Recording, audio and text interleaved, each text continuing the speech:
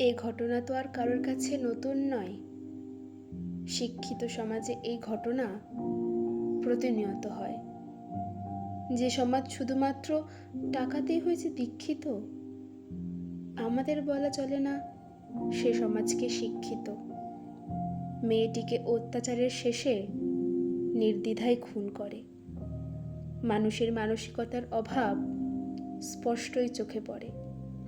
যখন মেয়েটি শেষ চেষ্টায় বিফল নিজেকে বাঁচাতে, শেষে প্রার্থনা করেছিল শয়তান বন্দী হবে খাঁচাতে। সে তো আর জানতো না নোংরা রাজনীতির এ খেলা, যেখানে ন্যায় বিচারের আশায় যাবে আরও বহু বেলা। অন্তত এ বেলার শেষে আসুক ন্যায়ের পক্ষে জয়।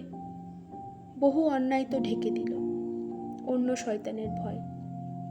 শয়তান আর তার দল করেছে এই ঘৃণ্য অত্যাচার।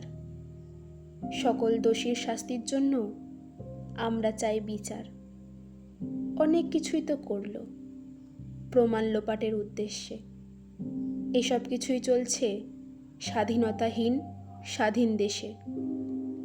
রাতের অন্ধকারে দেশের নারী জাতি সবাই অন্ধ, কারণ পিশাচগুলো সেখানে নিচ্ছে তাদের গন্ধ। বহু লড়াইয়ের শেষে সকলে পেয়েছিলাম স্বাধীনতা, তবে সবটা বৃথা করে সকল নারীর এই পরাধীনতা।